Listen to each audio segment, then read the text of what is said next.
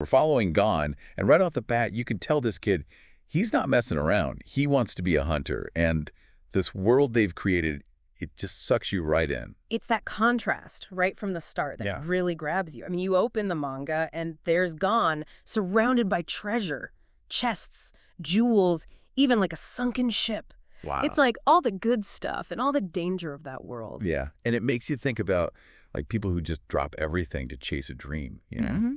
That hunger for something more. It's like Gon's Island, Whale Island. They describe it as this amazing place. But he's still drawn to what's out there, beyond it all. And that's what makes him, I think, such a compelling character. It's not just about the treasure, is it? It's about pushing your limits, going past what's familiar. Definitely. It's that drive that makes someone actually do it, you know, not just dream about it.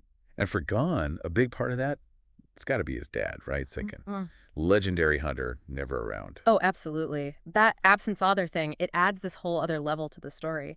Is Gon trying to live up to him, prove something?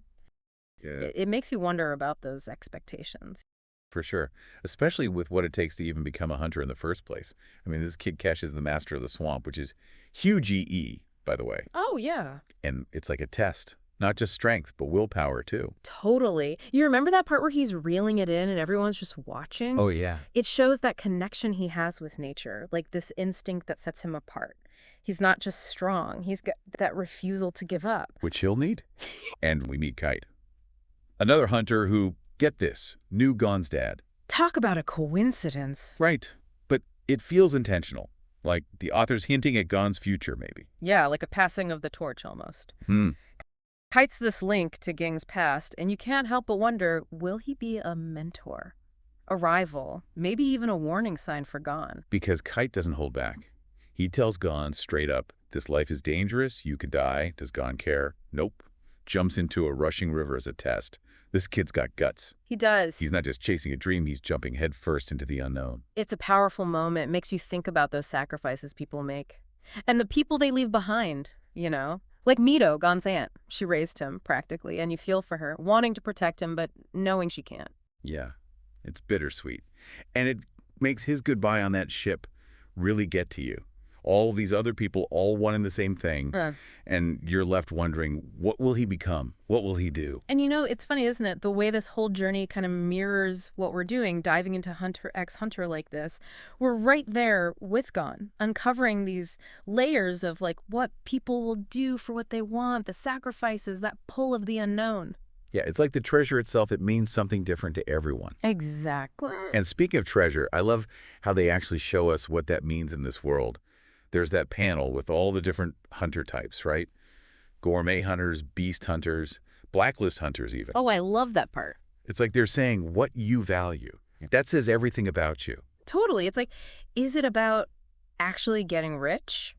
Or is it about knowledge, pushing boundaries, maybe even like trying to make things right, you know? Just like in real life, people dedicate themselves to all sorts of things. It's like those people who spend their whole lives studying one tiny little thing. Right. Or artists who put everything they have into one painting, you know? Absolutely. And just like real life, to get that good, to be recognized, it's not easy. The manga makes that clear. Becoming a hunter, super rare, makes you see Gon's choice differently. Especially thinking back to him catching the master of the swamp, right? It wasn't just about being strong enough for the hunter exam. It was deeper than that. It was like he was proving something to himself. There's that line, after he catches it, he's like, I'm sorry it had to be this way, but I had to win. Oh! Yeah.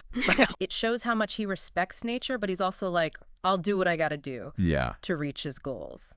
And the hunter exam itself, man, sounds brutal. Yeah. We only get these little glimpses in this volume, but you can tell it's the real deal. For sure. People train for years, and it's still not a guarantee.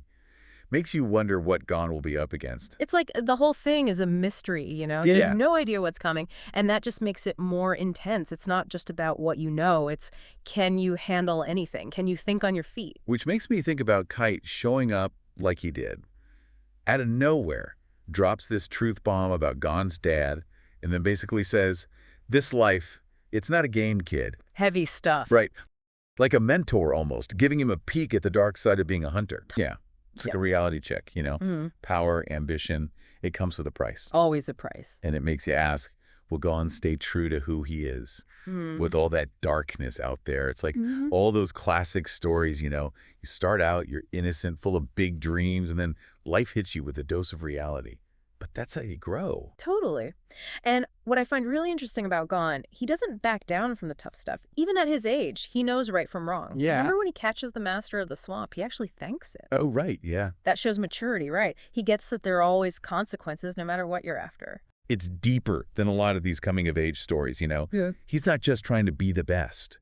He's figuring out who he even is in this world, where the lines get blurry sometimes. And seeing those other hunter wannabes on that ship, that really emphasizes that, I think. Oh, yeah. You've got this whole mix, some want power, some are just greedy, and then there's Gon, searching for something more. It's like a tiny version of the whole hunter world. Exactly. All that ambition, the competition, that pressure.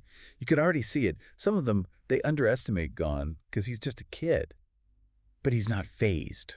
No, he's got this confidence. He does. Quiet, but it's there. And that's what makes this story so great, right? Totally. It's that idea that anyone, even some kid from a tiny island, can dream big. Exactly. That's what we're here for, that sense of possibility. And Hunter x Hunter nails it. Man, this first volume, it's just the beginning, but I'm hooked. This world, the characters, it's all so well done. It really sucks you in. It does. And as we leave Gon, setting off on this crazy hunter exam, what do you think? What kind of hunter will he be? Will he hold on to that good heart he's got? With everything he's going to face, that's the big question, isn't it? And that's what makes you want to keep reading. It really does. Great stuff. Until next time, this has been a deep dive into Hunter x Hunter.